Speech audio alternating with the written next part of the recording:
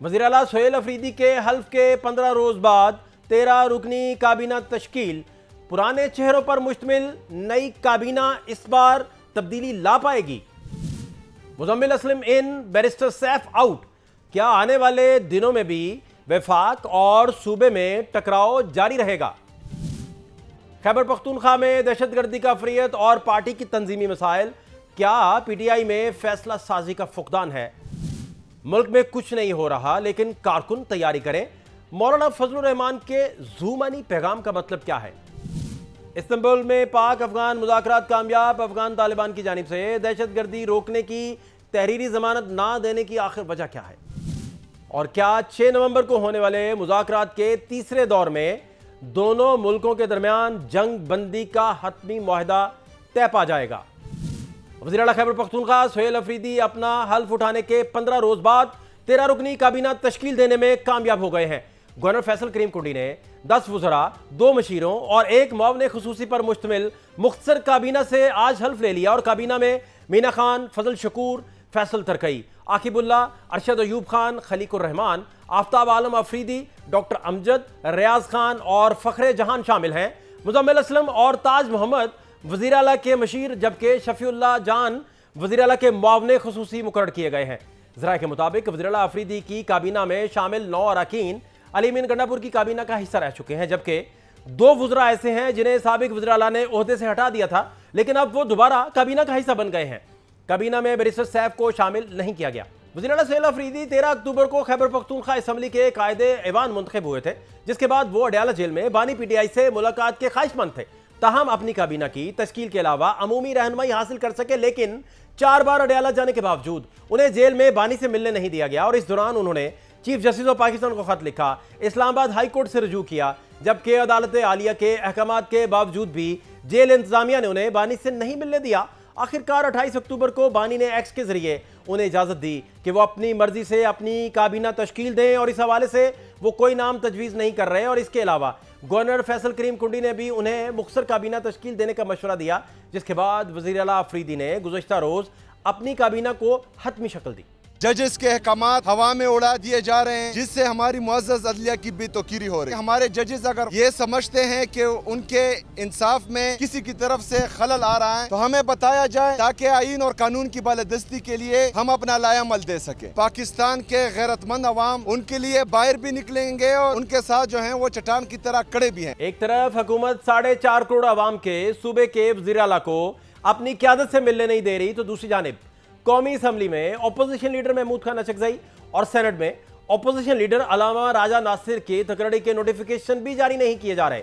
आखिर इसकी वजह क्या है? जबकि वज़ीर आज़म पाकिस्तान ने कहा कि सोहेल अफरीदी को वज़ीर आला बनने पर मुबारकबाद दी और उन्हें भरपूर ताउन करने की यकीन दहानी भी करवाई।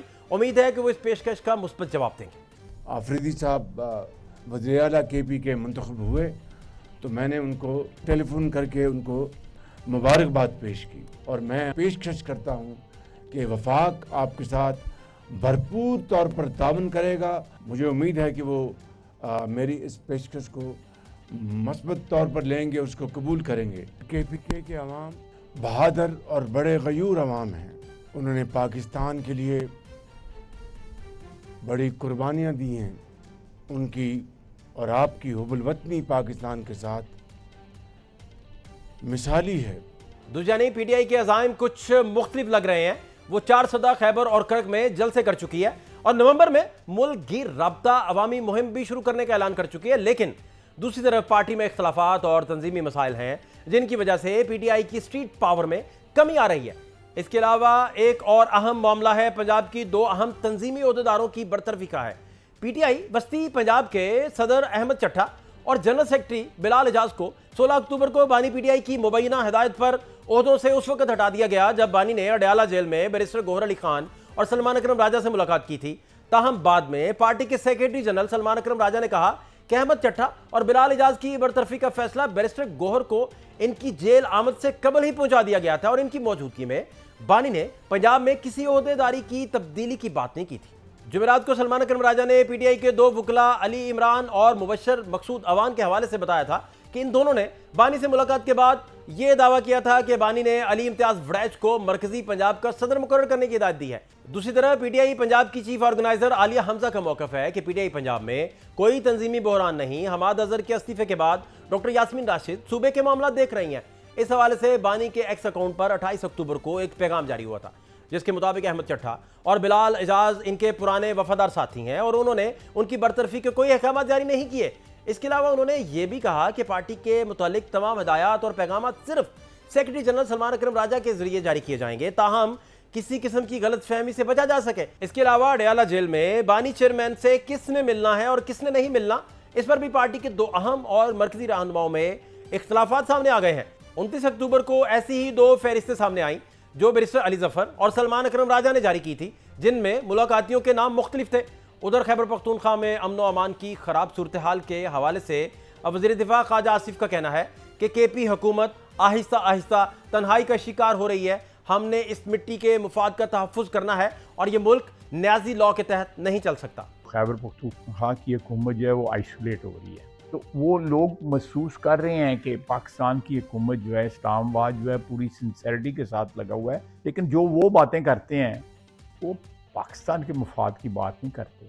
वो अपने सियासी मफाद की, या वो जो शख्स 804 है वो उसके मफाद की बात करते हैं। वो एक ये मुल्क जो है एक न्याजी लॉ के तहत नहीं चलाया जा सकता। जबकि साबिक वज़ीर आला अली अमीन गंडापुर ने भी तशवीश का इजहार किया है कि केपी के कुछ इलाकों में सिक्योरिटी सूरत हाल खराब होना शुरू हो गई है। इनके दौर में जो अमन कायम हुआ था वो हाथ से निकल रहा है। कुछ इसी किस्म की बात मौलाना फजल रहमान भी कर रहे हैं कि खैबर पख्तूनख्वा में हालात बहुत खराब हैं, लोग घरों से नहीं निकल पा रहे। हुकूमत पख्तूनख्वा में दहशतगर्दों के खिलाफ ताकत का भरपूर इस्तेमाल करे। और इसके अलावा उन्होंने कारकुनान को एक खामोश पैगाम भी दिया कि मुल्क में कुछ नहीं हो रहा, लेकिन कारकुनान तैयारी कर लें। आम आदमी इस वक्त घर से बाहर नहीं जा सकता, गली में नहीं जा सकता, गाँव से बाहर नहीं जा सकता। तो इस सारी सूरत हाल को कंट्रोल करना ये एक बड़ा चैलेंज है इस वक्त वहाँ पर।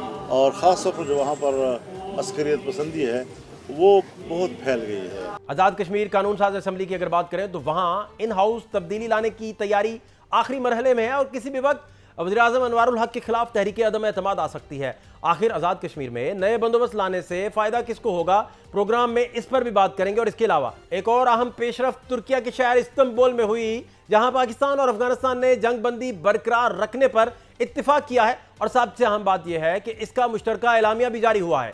तुर्किया और कतर की सालसी में होने वाले मुज़ाकरात का यह दूसरा दौर 6 रोज तक जारी रहा। तुर्किया की वजारत खारजा ने जुमेरात की रात 12:33 पर 5 नुकात पर मुश्तमिल एलामिया जारी किया, जिसके मुताबिक तुर्किया और कतर की सालसी में पाकिस्तान और अफगानिस्तान के दरमियान 25 से 30 अक्टूबर तक इस्तांबुल में मुज़ाकरात हुए। ये मुज़ाकरात दोहा में 18 और 19 अक्टूबर को तय पाने वाली जंगबंदी मुआहदे को मजबूत बनाने के लिए मुनक्कद किए गए।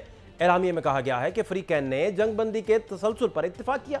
जंगबंदी के निफाज के कवायद और ज़वाबित 6 नवंबर से इस्तांबुल में होने वाले मुज़ाकरात में तय किए जाएंगे। और फ्री कैन ने जंगबंदी पर अमल दरामद यकीनी बनाने के लिए निगरानी और तस्दीक का एक मुश्तरका निज़ाम तश्कील देने पर भी इत्तेफाक किया, जो किसी भी खिलाफ वर्जी की सूरत में जिम्मेदार फरीक पर जुर्माना आयद करने का इख्तियार रखेगा।